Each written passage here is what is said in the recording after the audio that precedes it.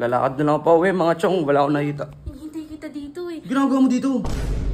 Magsasorry lang sana kasi di ba wala ka dun sa Greenhouse, di ka pa Huh? Magsasorry lang sana ako, kuya. Sorry, saan? Eh, syempre yung nagawa ko. Nagawa ko. What done is done. Di ba yun yung gusto mo? Ano yun? Ano yung chick? Alam ko naman yung pagkakamali ko. Oo, alam mo naman pala eh. Hindi mo naman kailangan sigawan. Hindi kita sinisigawan. Sinasabi ko lang sa'yo yung totoo na mali yung desisyon mo sa buhay. Kuya Bert ngayon, ano-ano ka dyan sa kuya mo. Siya rin niyang engot eh. Buti pa si Kuya Bert eh, nauunawaan niya ako eh. Siya yun, kami hindi. So what's up sa inyo mga chong, no? Bali nandito nga pala tayo sa camp, sa bahay ni Sob. Ang kapatid natin si 150. Bali, ito yung bagong com shop namin dito. Ayan o. Wow! Si Renard, Nard, ano ang masasabi mo dito sa bago nating computer shop? Uy, sulit, boss. Sulit? Open time lang. Open time. Lagi ka namang open time eh, no? Sa mga chong, punta muna tayo uli sa bahay para, alam nyo na, kumain, kung ano-ano pa. Uy, Binay! Binay! Uy! Gumising ka! Uy! Tatanungin lang kita! Bakit? Tatanungin lang kita! Ano naman kung nakabidyo ka? Kanino boto mo? Kay Kernel o kay Dodong? Para kanino? Para kay Rose! Anong para sa'yo? Basta dong ko. Kay Boss Dodong ko? Oh yan, mati ko. Sige, matulog ka na ulit. So ayan mga chong, no? 1-0 na para kay Boss Dodong. At habol ka pa rin, Ging. Isa pa lang naman yung tinatanong natin eh, no? So tara, punta tayo dun sa greenhouse o dun sa bahay ko.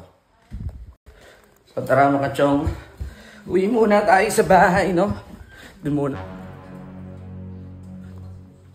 Lalakad na lang pa uwi, mga chong. Wala akong nakita. Hintay kita dito eh. Ginagawa mo dito?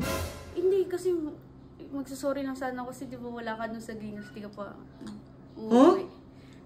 Magsasorry lang sana ako, kuya. Sorry, saan? Eh, syempre yung nagawa ko. Nagawa ko.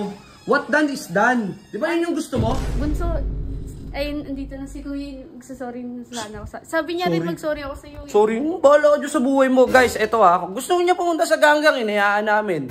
Ngayon, nalaman niya yung resulta, so sorry siya. Ano yun? Ano yung chick? Alam ko naman yung pagkakamali ko. Oo, alam mo naman pala eh.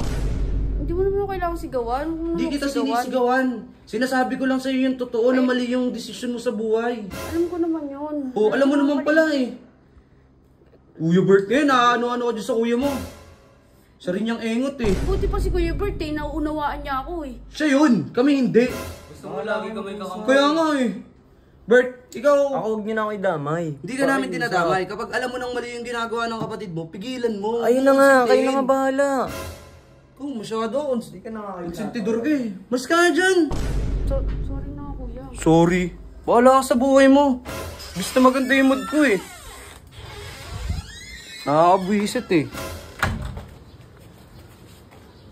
Gusto maganda yung labas natin ngayon mga chong eh. Nakakita pa tayo ng bibisit sa araw natin eh. Diba? Pero kung ako tatanungin nyo mga chong, syempre, naawa din naman ako sa kapatid ko pero kailangan niyang magtanda eh. Wala tayong magagawa. Kailangan niyang magtanda. Di naman pwedeng sa isang sorry lang eh, yun na yun, tapos na agad. Diba? Ngayon mga chong, sa susunod na lang uli ako magbibideo. Wala eh, nawalan ako ng gana eh. Di ko alam kung ano yung sasabihin ko sa kanya. Pero sana magtanda siya.